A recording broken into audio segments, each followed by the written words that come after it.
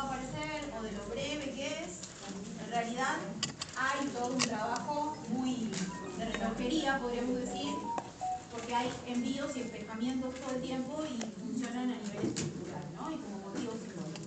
Y después les había dejado también un comentario sobre los dos textos de la bibliografía, el de Rico y el de Parodi. Los textos, este texto, el Lazarillo, el Quijote, lo que veamos después va a entrar para el segundo parcial de esta parte, de este tramo que es el de español, ¿sí? ¿No hay ninguna pregunta sobre eso? Bueno, también les había dejado como recomendación un par de audiovisuales para que pudieran ver, si querían. Digamos, el Quijote tiene varias adaptaciones, incluso hay un ballet para los que les gusta la música clásica, pero bueno, obviamente son siempre transposiciones, siempre están adaptando, y no es lo mismo que el texto de base, ¿no? Pero bueno, si vieron alguna de estas, había una versión muy famosa de Orson Welles, una película que nunca se llegó a terminar, pero esos fragmentos reconstruidos se estrenaron hace mucho tiempo en festivales internacionales, quedó. Y después tienen esta película de Terry Gilliam, que si alguien conoce Monty Python o le gusta el humor inglés, bueno, Terry Gilliam era uno de los Monty Python. ¿Saben quiénes son los Monty Python? Sí, bueno, es el Monty Python que después fue director del cine, ¿no? Hizo muchas películas. Genial. Muy divertida. Pero interesante también. Sí, es muy buena. Y tiene un par de actores así de esos del nuevo de los días. Adam Driver, toda esa gente linda de Hollywood. Bueno, pero recomendable también porque tiene una cierta coherencia, está bastante bien armada y hicimos intentos de hacer una película con una de las novelas que es la vaca sagrada de la literatura del Quijote, ¿no? Bien, hoy vamos a empezar a trabajar, yo no sé si les dejé el PowerPoint sobre la vida de Cervantes, no me acuerdo. No, me parece que no. En el Drive, ustedes tienen en la parte de materiales optativos, los no obligatorios, hay un PowerPoint que yo se los pasaba a mis alumnos secundarios, pueden robarlo si quieren utilizarlo, sobre la vida de Cervantes, para trabajar. No porque vayamos a hacer lectura biográfica, pero justo este es un autor del que tenemos muchas dudas, hay muchos blancos en la documentación, pero también hay muchos episodios registrados y hay mucho del Quijote que está elaborando experiencias de su vida que fue bastante novelesca, ¿no? Una cosa para introducirnos, fíjense que nace a mediados del siglo XVI y ya va a morir entrado lo que serían las primeras 2 décadas del siglo XVII. Entonces, tenemos un autor bastante complicado en términos de estructuras históricas. ¿Dónde lo vamos a poner? ¿Es un autor del Renacimiento? ¿Es un autor barroco? Las dos obras más importantes, que no son las únicas, son las dos partes del Quijote, ¿sí? La que se llama primera parte con mayúscula es la que se publica en 1605 y después viene la continuación, la segunda parte, que es de 1615. Y ahí ya estamos en pleno barroco, según los estudios sociales, históricos, culturales de esa estructura histórica. Entonces ya vamos a tener de por sí una sensibilidad bastante particular en esta obra, porque es la obra de un autor que fue educado según los paradigmas pedagógicos del Renacimiento, pero que todos esos valores y esos modelos de educación, él los va a utilizar para producir una obra que se edita en pleno barroco. ¿Sí? Entonces pasamos de un gran optimismo, de una gran esperanza asociada al humanismo, que ustedes ya hemos hablado, que es uno de los periodos más para arriba de la historia, a un momento de decadencia, de crisis, ¿no? Desintegración o inicio de la desintegración muy lenta del Imperio Español, ¿no? Entonces, ahí ya cuando ustedes les preguntan si esta es una obra del barroco, bueno, tenemos bastantes problemas para sostener, ¿no? En principio hay elementos que vamos a ver que tienen que ver con esa pedagogía humanista, pero por otro lado hay desencanto, es como el choque entre una ideología asociada a un momento de esplendor y un periodo de crisis absoluta de todos los valores, ¿no? Eso genera una obra muy compleja. ¿Alguna vez habían leído el Quijote en algún momento de sus vidas? ¿Lo vieron en la escuela? Algunos sí, vieron fragmentos, capítulos enteros. Fragmentos. ¿Leyeron entero? Muy bien. Ok, ahí más o menos. Algunos sí, otros no. Bueno. Nosotros vimos, creo que ahora en cancha, ahora en cancha le escribí Don Quijote de la Mancha. Leyeron adaptaciones. Eso también. Hay muchas adaptaciones, por ejemplo, la literatura infantil. Es un texto bastante complicado de catalogar también, de poder clasificarlo en los géneros de la época, ¿no? Pero también puede ser que hayan leído alguna adaptación y demás. Bueno, es un texto difícil de manejar, ¿no? Básicamente porque hay un montón de códigos culturales que se nos pierden y ha sido leído de muchas formas a lo largo de los siglos. Y como todo clásico literario, tiene esta cuestión de apelar a la sensibilidad de los distintos momentos históricos que vinieron después. Entonces, todo el mundo hace su propio Quijote, en el sentido de que las preocupaciones de un tiempo y un lugar determinado, históricamente, terminan completando qué es lo que está queriendo representar, ¿no? Ustedes, si escuchan, no sé, frases populares del estilo soy como Don Quijote contra los molinos de viento, uno imagina ese ideal del caballero que con sus ideales se sobrepone a todo aquello que sea adverso, ¿no? Y también se usa la famosa frase ladran Sancho, señal que cabalgamos, frase que no está en ninguna de las dos partes del Quijote, ¿no? Para trabajar esta idea de, bueno, el que se sobrepone, que avanza, ¿no? Pero a veces esas lecturas no estaban ahí originalmente. Lo que nosotros tenemos que hacer cuando hacemos este tipo de trabajo con la literatura es, eso ya lo he dicho muchas veces, pero vale la pena repetirlo, es reponer el horizonte original del significado. ¿Qué leía la gente que compraba el Quijote en 1605? ¿No? Aparte, mucha gente compró esta obra. Podríamos decir que es uno de los grandes éxitos de la imprenta del primer siglo y medio de la imprenta, ¿no? De los primeros 2 siglos, si quieren. Mucha gente compró el Quijote, mucha gente... Okay. Bueno, bien picante la cosa. Hablando de Quijote. Hablando de Quijote. Mucha gente trabaja, sí, la violencia ahí es parte del sexo muy violento. Bueno, mucha gente hace, pero me perdí con el barrio. Sí, realidad de ficción. Otro grande problema. Y no por nada fue, ahí vuelvo al hilo, uno de los grandes éxitos de los primeros 2 siglos de literatura. Que además fue reeditado en vida del autor, cosa que no era muy común en esos tiempos, y fue traducido a muchas lenguas europeas. De modo que fue un éxito absoluto para los parámetros editoriales de esa época. Al punto que, por ejemplo, había edictos reales que prohibían, sí, leyes emanadas de la monarquía, que prohibían que los libros de ficción llegaran a las colonias. Por ejemplo, en América estaban prohibidos. Y esos libros fueron contrabandeados en muchos barcos que llegaban a América. De modo que la primera edición de 1605 llega en 1605 a América. O sea, ese es el nivel de amplitud que tiene este texto. Está en todos lados, incluso en los lugares no permitidos. Y tiene una historia muy amplia de circulación y muy breves inconvenientes con lo que sería el control de los impresos. Porque, por ejemplo, la Inquisición decide expurgar solo una frase de la segunda parte. Entonces, es una obra que circula. Incluso es una obra que circula más allá de lo que el autor quisiera, de su voluntad. Por 2 motivos. Porque es una obra que se entiende en su momento, y hay muchos testimonios sobre ello, como una obra de burlas. O sea, es un texto cómico que no tiene mucha profundidad, que hace reír a todos, o sea, la gente más tonta sobre todo es la que más se ríe.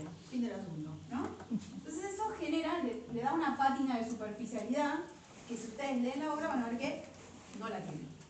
Es una obra bastante compleja, bastante seria. Incluso hay gente que no se ríe para nada cuando lee este texto porque le parece muy cruel, muy injusto para con el protagonista, o a veces el protagonista parece muy violento, porque es un loco que tiene las 2 vertientes de la locura, la fase más melancólica y una fase más furiosa. va a tratar de plantear de la siguiente forma. ¿Qué voy a hacer? ¿Voy a hacer como Amadís, que es ese héroe de las novelas de caballería que llora y sufre? ¿O voy a ser como Orlando, que es el curioso, ¿no? El que sale... No pasa nada. El que sale a las aventuras y decide atacar todo lo que se encuentra. Entonces él entre esas dos fases va a operar en el mundo con su sistema de valores, que es un sistema que está en crisis, ¿no? Profundamente. Eso por un lado. También circula, decía, más allá de lo que el autor decide voluntariamente, porque entre la primera y la segunda parte, un autor cuya identidad desconocemos hasta el día de hoy, pero hay muchas hipótesis, escribe una continuación de la novela. Esa continuación aparece en 1614 y lo que hace es destruir la primera. Hay un enemigo literario ahí que no sabemos. Se llamaba Alonso Fernández de Avellaneda, pero en realidad no existe nadie que lo registre con ese nombre, así que es un seudónimo. Ese éxito de la primera parte hace que muchos imitadores decidan continuarla, porque la primera parte termina con una promesa de Don Quijote de ir hacia Zaragoza, ¿no? A unas justas, o sea, un combate con otros caballeros. Esa es la murga.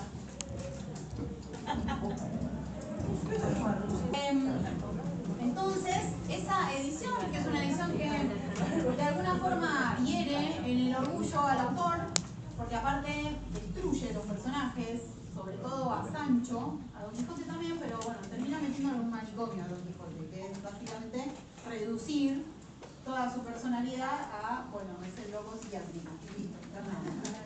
Sancho es un campesino simple, no tiene ninguna sabiduría, es un bobo más, ¿no? Entonces, eso, obviamente, a Cervantes lo apura a editar la segunda parte, que es incluso mejor desde el punto de vista técnico, narrativo, que la primera, porque está respondiendo a enemigos literarios, de los cuales nunca vamos a saber quiénes son. Hay muchas hipótesis, pero ninguna muy cierta. Hay una muy fuerte que dice que es Lope de Vega, el autor detrás de la continuación, o algún aliado de él, de su círculo, porque Lope y Cervantes se odiaban.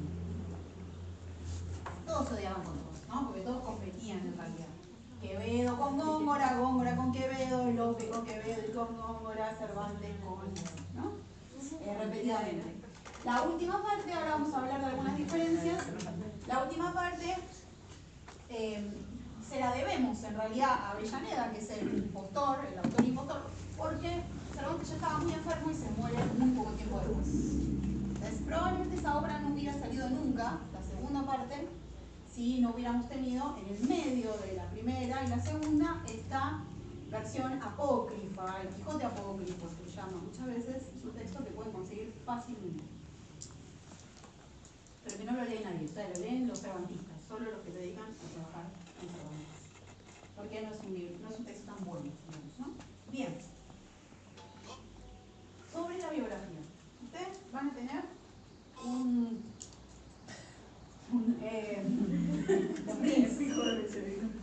bueno, ustedes van a tener en el PowerPoint una biografía que está basada en un texto de un cervantista que se llama Martín de Riquer. Tiene su parte fantabulástica, podríamos decir, ¿no? Porque tenemos documentación sobre su vida, dejó rastro en muchos lugares, Cervantes, pero después hay también una parte más mítica, que tiene que ver con lo que él mismo construyó de sí, como hacía Lope también, ¿no? Como dos grandes fabuladores. O en realidad podríamos decir que todos los escritores fabulan un poco sobre su propia persona, ¿no? Cervantes tiene un par de hitos para que ustedes sepan, después los mirarán con atención, así no nos detenemos tanto en esto. Pero vivió bastante para la época, ¿no? Fíjense eso, que es importante.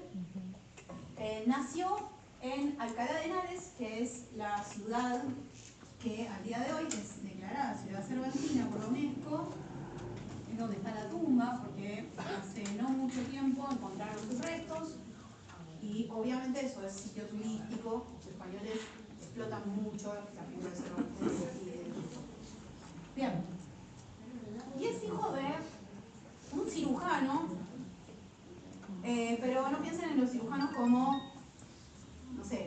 Lanús o esa gente muy cheta que trafica, no me acuerdo qué sustancia. Propofol. Un cirujano es la época de Cervantes y hay personajes que se dedican a eso en el Quijote.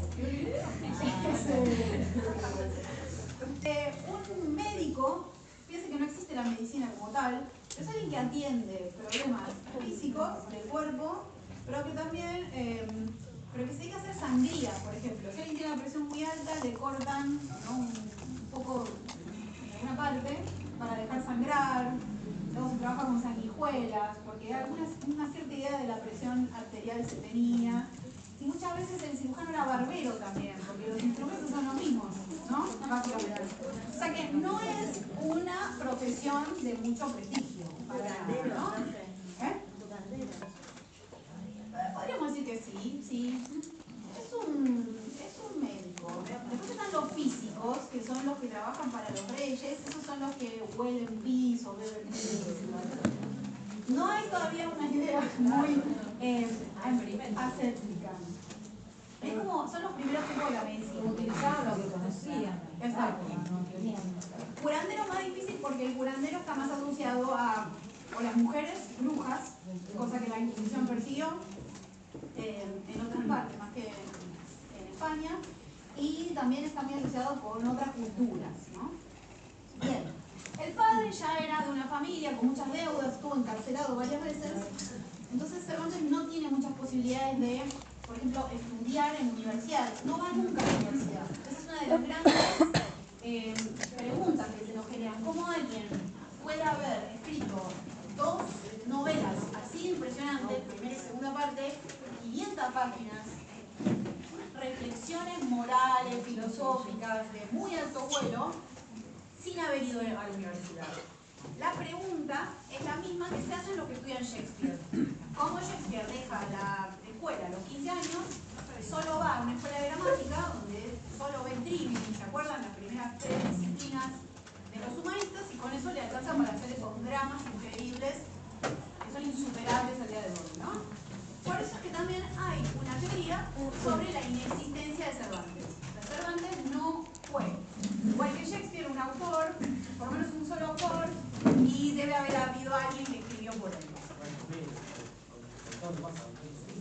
Sí, lo que pasa es que Homero, en realidad, cuando se habla de la cuestión homérica, estamos planteando la idea de que no hay una sola persona, sino una serie de aedas que reproducen oralmente. Acá hay alguien que escribe, pero cuesta mucho entender cómo alguien con la vida que tuvo y con la formación que pudo haber alcanzado, escribió lo que escribió. Pero es la misma pregunta que se hace sobre Shakespeare, ¿no? Y son 2 grandes autores que mueren el mismo año y depende del calendario el mismo día también. Sí. Pero no, había una diferencia de días importante. Bueno, pero en 1616 ambos. Él estudia, de lo que sí sabemos, está comprobado, con los jesuitas. ¿Se acuerdan que dijimos que las órdenes religiosas son importantísimas para el siglo de oro, sobre todo para la contrarreforma? Los jesuitas tienen una presencia importantísima en todas las colonias, en muchas partes del mundo, ¿no? Bien. Estudia con los jesuitas y después, como no va a seguir la universidad, decide meterse a la carrera militar. Y ahí él se va a alistar al ejército de la monarquía de los Austrias, está en su momento, en su prime, podríamos decir, y se pone al servicio de el militar más importante de la España de esos tiempos, que se llama Juan de Austria, que es el hermano bastardo, el hermano natural, Felipe II, el segundo de los Austrias mayores. Bien. Eso lo lleva a incursionar militarmente en el norte de África, por ejemplo, y combatir en varias batallas en el Mediterráneo contra los moros, ¿no? Que ya dijimos habían sido expulsados ya por los reyes católicos cuando conquistan los últimos reinos, o sea, cuando culmina el proceso de la reconquista, pero después están en el norte de África. Entonces la idea de la amenaza, el infiel, ¿no?, el perro musulmán, todo lo que se usaba como insulto en esa época, bueno, obviamente habilita esas batallas. él pelea en una en particular, que es la batalla de Lepanto,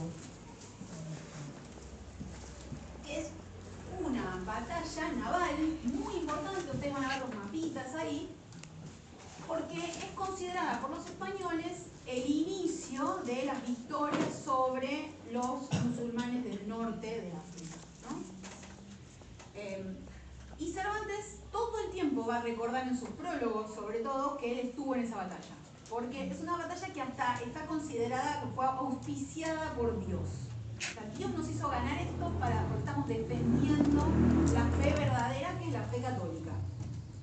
Bueno, a él le mochan una mano en esa batalla. Hay gente que dice que la pierde, pero en realidad no, queda herida e inutilizada, y por eso mucha gente conoce a Cervantes como el manco de Lepanto, ¿no? Ese es su epíteto, si quieren, heroico. Pero esa participación en Lepanto es importante para su biografía porque la va a construir como parte de una figura heroica que él viene a representar, como defensor de la religión y los valores católicos, ¿sí? Del catolicismo, de la contrarreforma. Bien, eso es muy importante. Entonces, en el Quijote, ustedes van a leer solo 10 capítulos, pero si ustedes siguieran leyendo, van a ver que hay mucha influencia de esa vida del otro lado de la frontera del Mediterráneo, las batallas, capitanes que combaten. Juan de Austria está mencionado en varios capítulos también, porque lo que hay es experiencia de mundo, básicamente, que es una de las explicaciones que se suele dar a cómo es que alguien puede haber escrito lo que escribió él sin haber estudiado tanto. Bueno, tiene un poder de observación y una vida muy rica como para poder elaborar esos episodios. Así que hay episodios navales, hay personajes moros o moriscos todo el tiempo, y eso llama la atención porque, bueno, evidentemente ha tenido ese contacto, ¿no? Cuando está volviendo de Lepanto y de sus últimas campañas militares, él va a llevar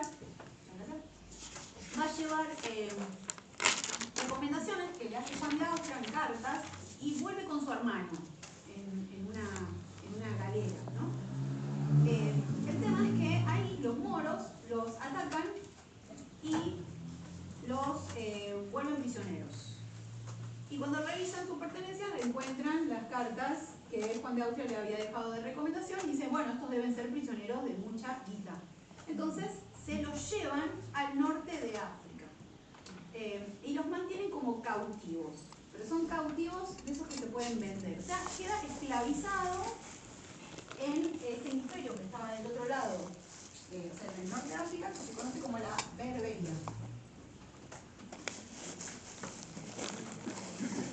Lo que sería luego, lo que es el imperio turco, ¿no? Si vieron novelas turcas tipo Solimán, bueno, Solimán es uno de los sultanes más importantes de la Berbería en esas épocas, ¿no? Muy bien. Eso es contemporáneo de Cervantes, ¿no? Siglo XVI, XVII. Bueno, esto no lo voy a, es terrenovelesco, ustedes lo tienen en el PowerPoint. Él intenta escaparse 4 veces. Y cada una de esas veces se va frustrando de formas más novelescas, porque, por ejemplo, la persona que estaba apalabrada para conseguir un barco y escapar es detenida, a último momento los encuentran o se da vuelta y los vende. Bueno, en todas esas distintas instancias de escape que van fallando, él siempre se asume él como responsable. Entonces está construida también esta idea del guau, qué soldado, ¿no? Y al mismo tiempo también lo que ocurre es que hay una serie de órdenes religiosas que compran y venden mercadería para poder juntar plata para comprar de nuevo a esos esclavos y traerlos de regreso a Europa, ¿no? En una de esas posibilidades de ser comprado, bueno, la madre, sobre todo de él, vende todo lo que tiene y no le alcanza. Entonces, él dice, no, está mi hermano y yo, los dos prisioneros, bueno, llévate a mi hermano. Entonces él se queda solo. A medida que van pasando esos 4 intentos, él se pone o queda al servicio de Hasan Bajá, que es un sultán muy importante, que lo va a encadenar en su baño privado. O sea, baño, no lo piensen como el baño de ahora, sino como que sean saunas, como espacios más amplios, ¿no? La única referencia es la sultana Bueno, los baños de los sultanes. ¿Por qué no lo mataron en ninguna de esas 4 ocasiones? Nadie lo sabe. Pero lo que pesa, a ver, ¿por qué se les ocurre que no lo mataron? Oficina Dios ahí. Piensen mal. Era ilegítimo, era la amante de Dios. Como Sherezada viendo la historia. Piensen muy mal. Vendía secretos. ¿A quién le puede llegar a gustar? era el hijo de un rey importante, no sé. Una de las grandes discusiones sobre la vida de Cervantes tiene que ver con su supuesta asociación a lo que podríamos llamar ahora la comunidad LGBTI. Bueno, hay un montón de discusiones históricas que se pueden hacer sobre qué pasaba en el mundo árabe entre hombres, sobre todo en el mundo de los renegados, de los barcos y demás, ¿no? Que no vienen al caso ahora. Pero una de las acusaciones de las que él se fue defendiendo a lo largo de su vida es que él no había tenido que comerciar de ninguna otra forma para mantenerse con vida, ¿no? Hay partes del Quijote en donde está ese elemento de ahí defendido, digamos. Finalmente, cuando están a punto de venderlo a Constantinopla, que es lo que sería la actual Turquía, la capital de Turquía de ahora, y cuando mandan un cautivo a Constantinopla ya no puede ser vendido de vuelta, o sea que es esclavo para siempre, los padres trinitarios, que son una orden religiosa que se dedicaba a rescatar cautivos, va y lo puede comprar, entonces lo liberan. Él se pasa 5 años en Argel, ¿sí? En el norte de África como esclavo. Por lo tanto ya tenemos un soldado que combatió en una batalla increíble y después tenemos un esclavo durante 5 años. Él vuelve, ¿no?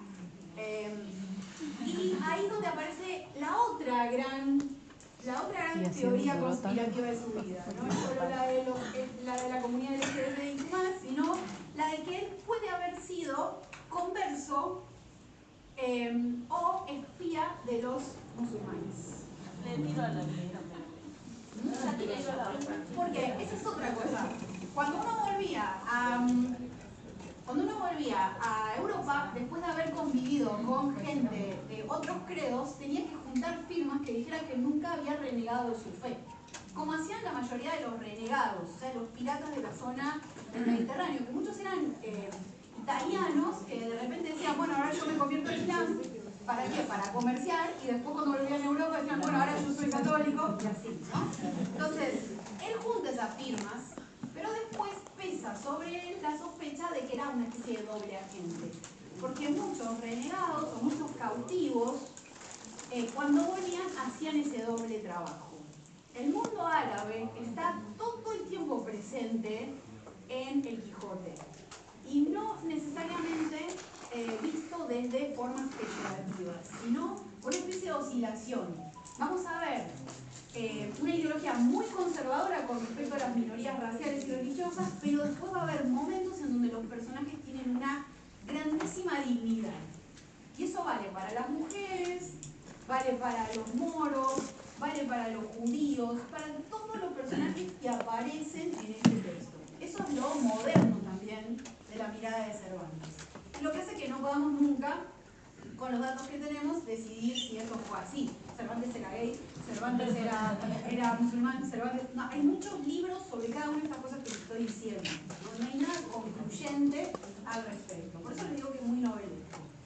Después él es designado, cuando vuelve, no tiene un mango, acuérdense, muy pobre, comisario de abastos. O sea que la Armada le encarga que vaya juntando impuestos y ir recopilando, buscando, mejor dicho, plata para poder comprar la comida para las flotas que van a partir, ¿no? Al frente. Bueno, hay varias versiones sobre esto, pero en principio, eso que él va juntando lo deposita en un banco y el banco quiebra. Entonces tiene que pagar y no tiene cómo demostrar que esa plata la tiene, por lo tanto va a pasar un tiempo preso. Me pasan todas. Le pasan todas.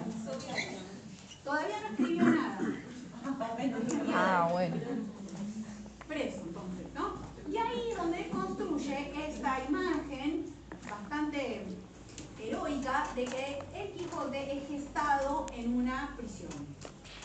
En realidad lo que sabemos por el texto, por cómo está construido, por su arquitectura, es que es una obra es un proyecto muy largo de escritura. No puedo haberlo escrito en la cárcel, pero imagínense que eso para la posteridad tiene una imagen de gran creador genial que está escribiendo entre cuatro paredes, de prisionero y su mente es libre. A los románticos eso les encanta. De hecho, los románticos son los grandes recuperadores de la figura, no solo de la de Shakespeare, sino de la de Cervantes también, ¿sí?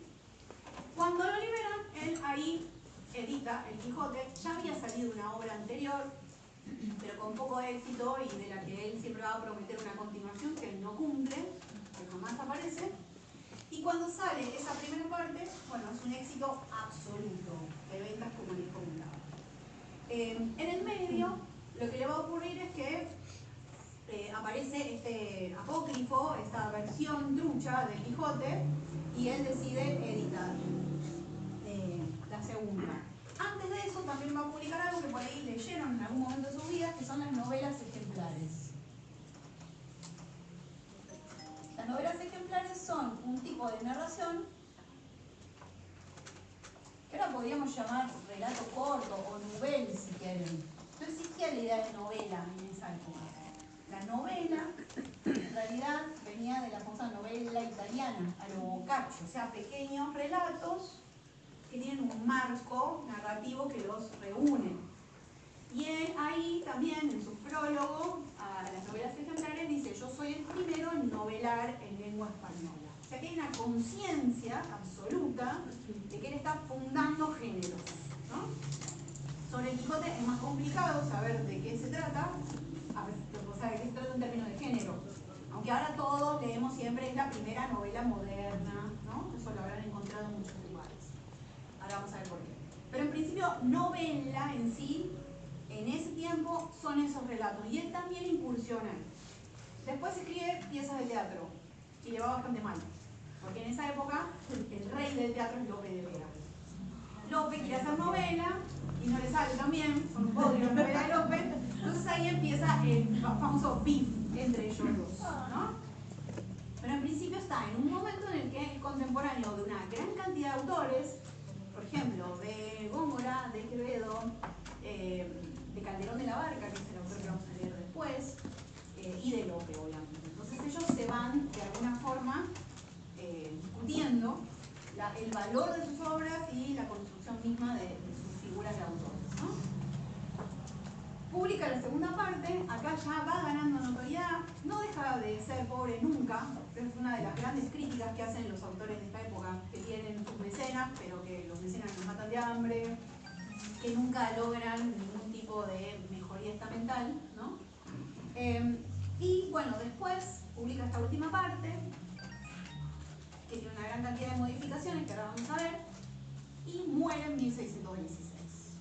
En 1616, la viuda de Cervantes publica la última de sus obras, que es una novela muy grande, Los trabajos de Persiles y Segismunda, que es supuestamente su mejor obra, pero que es difícil saber si está en el estado que él hubiera querido al presentarla, porque es una edición póstuma, ¿sí?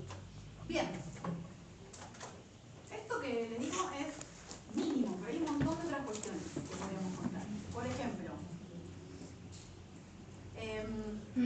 tiene un episodio que abona la teoría del LGBTIQ+. Bueno, él se casa con una mujer y su hija no es hija de él, es la hija de la hermana.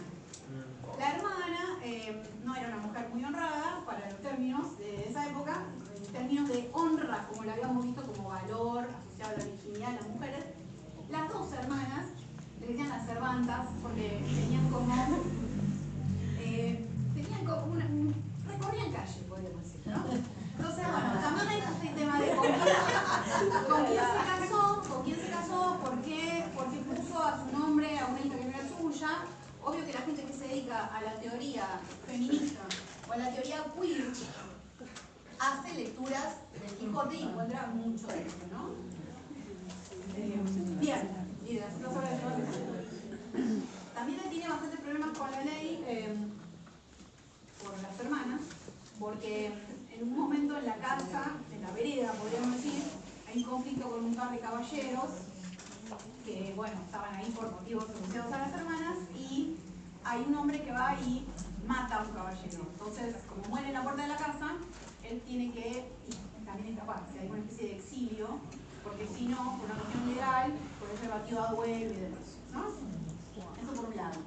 Después, cuando ve que se mata tanto de hambre en este periodo en el que ya, después de pasar por la cárcel y demás, tiene mucha fama literaria pero poco dinero, hace los trámites para que le permitan viajar a América. Famoso pasar a América, que consistía en pedir el permiso real para poder venir acá y medrar, o sea, hacer negocios, como hacía mucha gente que después volvía con bastante plata. El tema es que varias veces propone eso a la corona y varias veces se le niega el permiso. Cosa que abre todo un horizonte, sobre todo para los cervantistas americanos, sobre qué hubiera sido la vida de Cervantes si hubiera llegado a América y hubiera escrito en América. Todo el tiempo aparece esta idea de un horizonte que no llega nunca, ¿no? La pregunta es, ¿por qué no lo dejaron viajar? ¿Cuál era el motivo más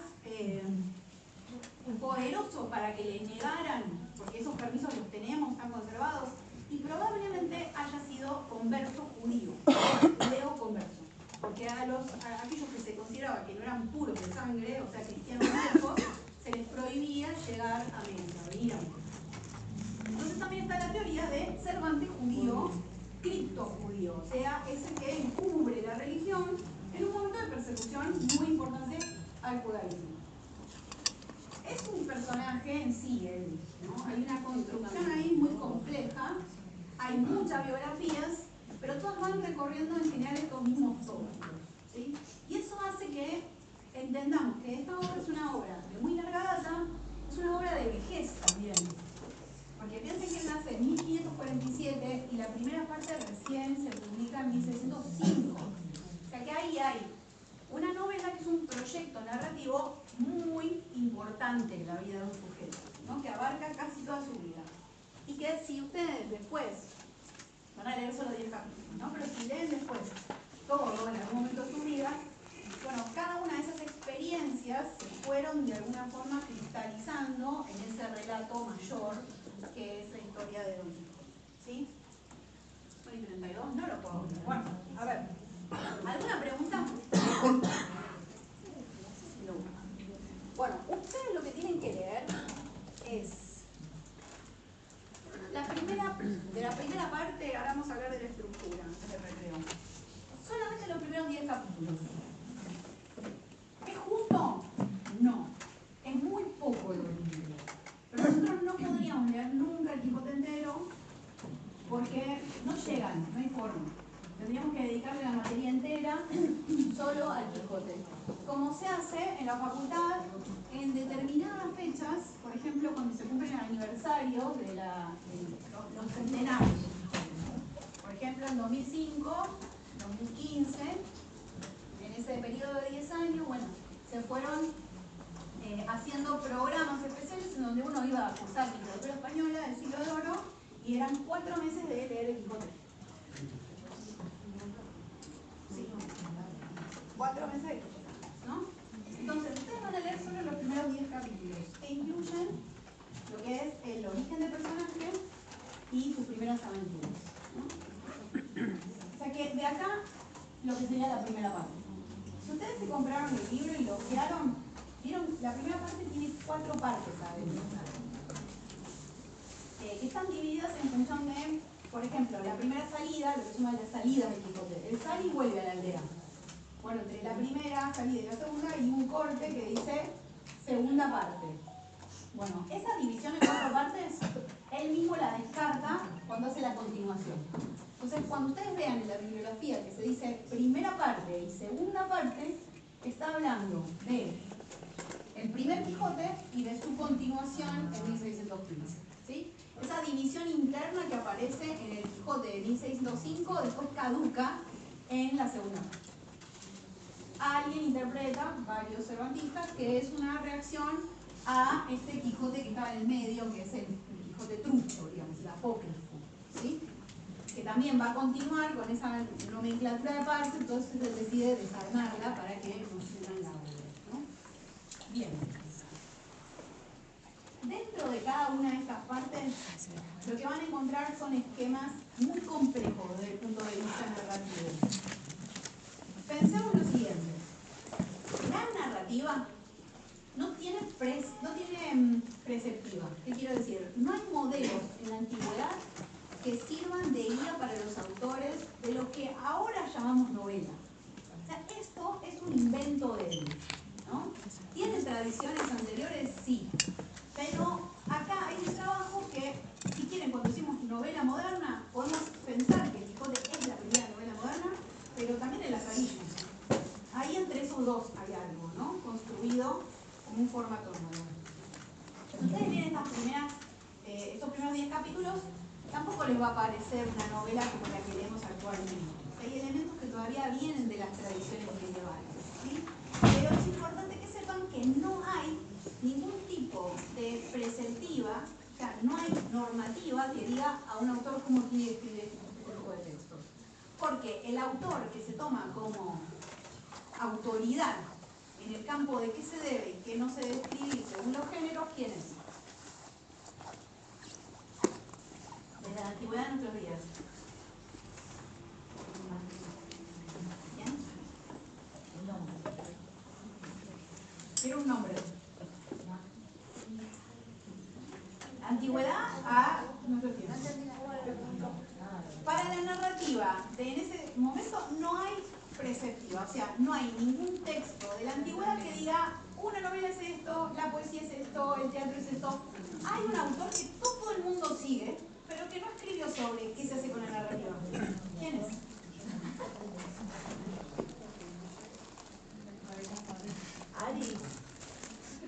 Aristóteles. No hay dentro del aristotelismo o del neoaristotelismo ningún tipo de indicación de qué hacer. De modo que tenemos un género que se está construyendo mientras el autor escribe. Eso vale para el Lazarillo, vale también para el Quijote. De modo que hay una serie de experimentaciones que son de avanzada para esa época.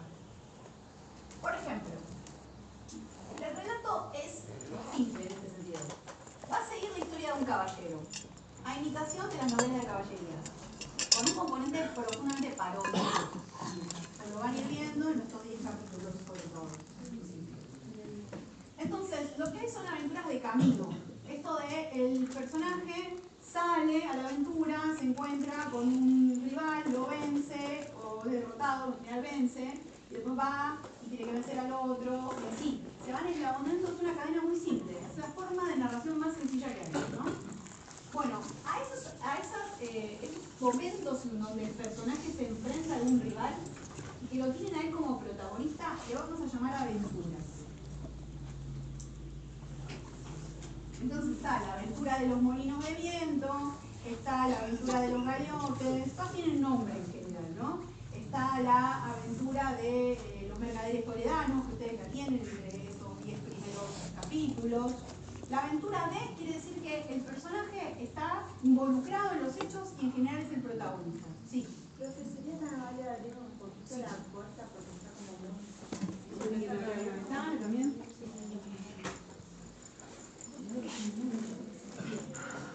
Gracias, profe.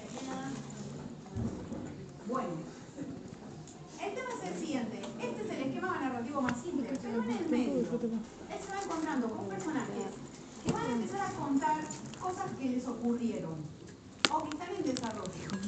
De modo que además de aventuras vamos a tener dentro del esquema episodios. Episodios son todos aquellos relatos que interrumpen la narración narración de las aventuras propiamente dichas. Y también tienen sus nombres. Está el episodio de Capitán Cautivo más adelante, está el episodio de Leandra, y así, tienen los nombres en función de los personajes. Sí. Profe, perdón, me hace acordar, por ejemplo, lo que es el anime, como yo lo relaciono. Dale. Que puede ser como, por ejemplo, un arco de tal capítulo, personaje, y después tiene la parte de relleno.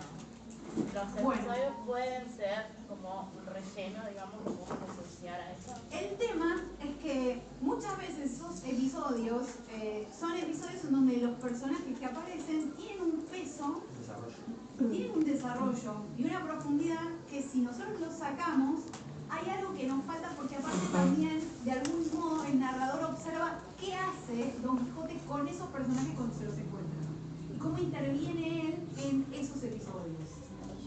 Entonces, podríamos sacarlos, pero no son tan relleno como sería el Naruto, por ejemplo, o el Dragon Ball, el relleno, o el One Piece, qué sé yo.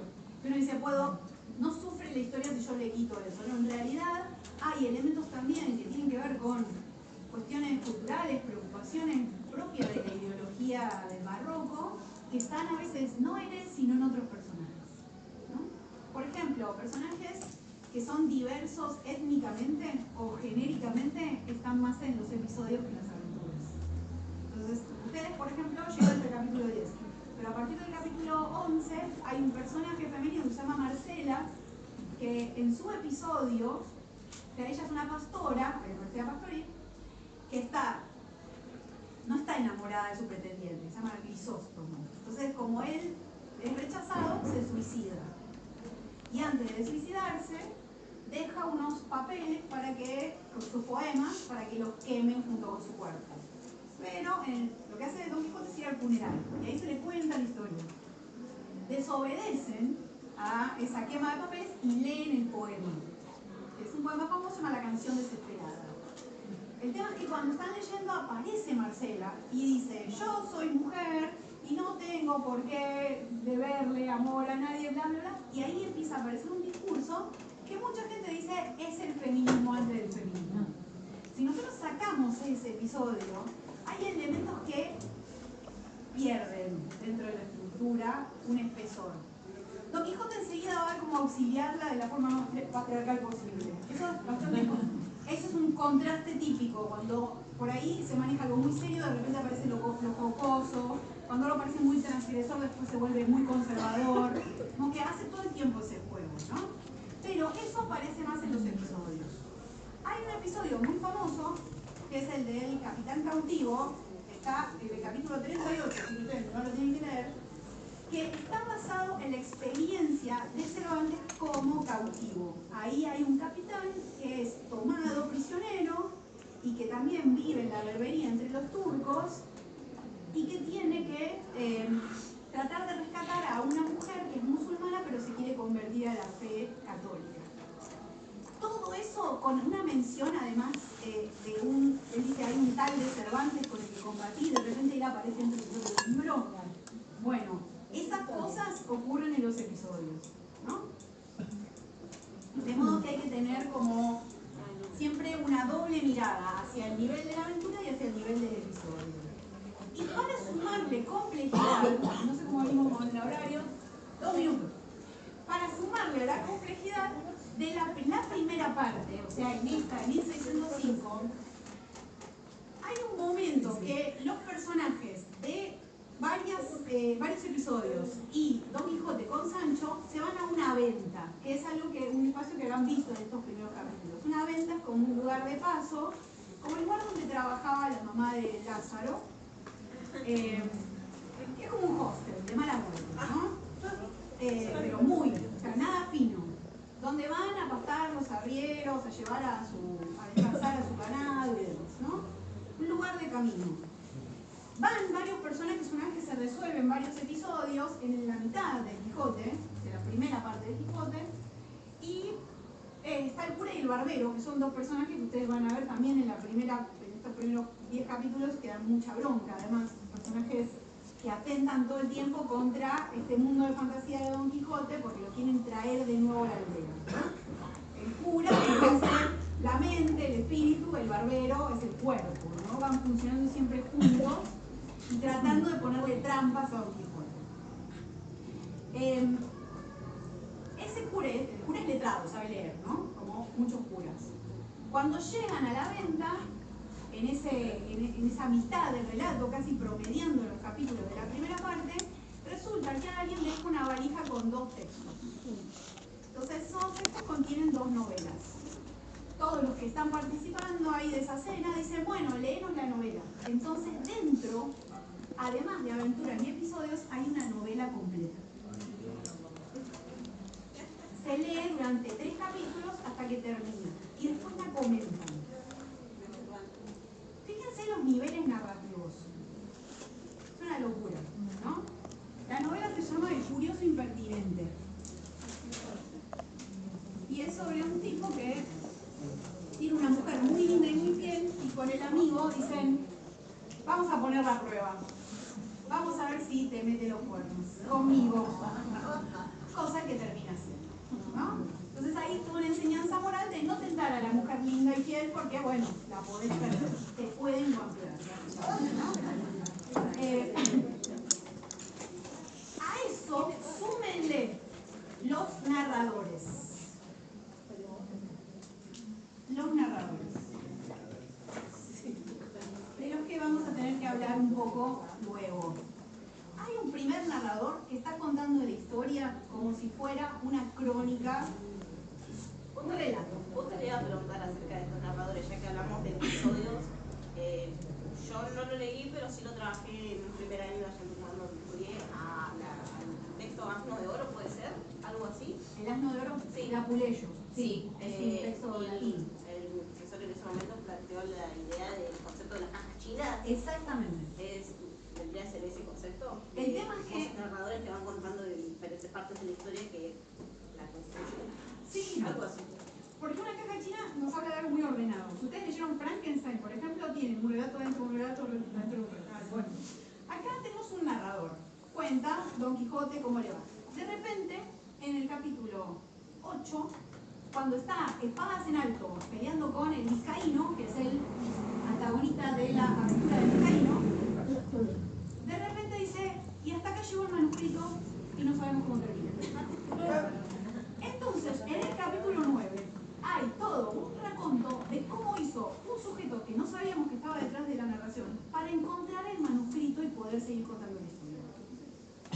Todo eso ocurre en el capítulo 9 en una especie de feria, estilo Boliferia, porque ese es el nombre que le pondrían, que se llama el Alcaná de Toledo. Está lleno de árabes y de judíos, por todos lados. Lo dice de una forma muy sutil.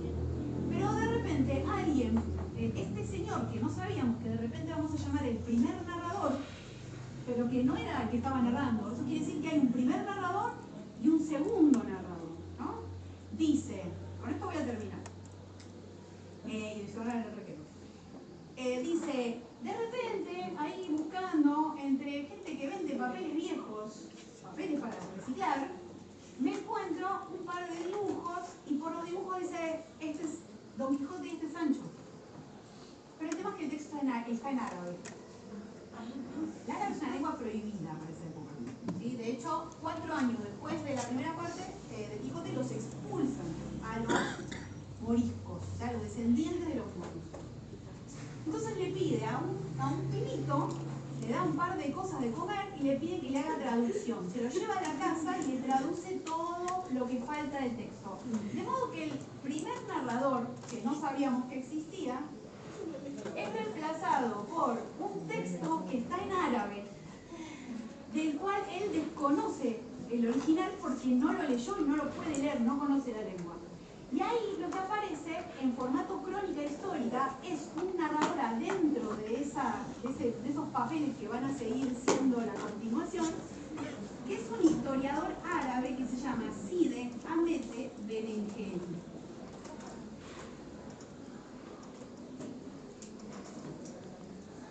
Side, ustedes ustedes ya leyeron el Cid, saben que Cid quiere decir señor, ¿no? Es una forma de tratamiento honorífica en árabe.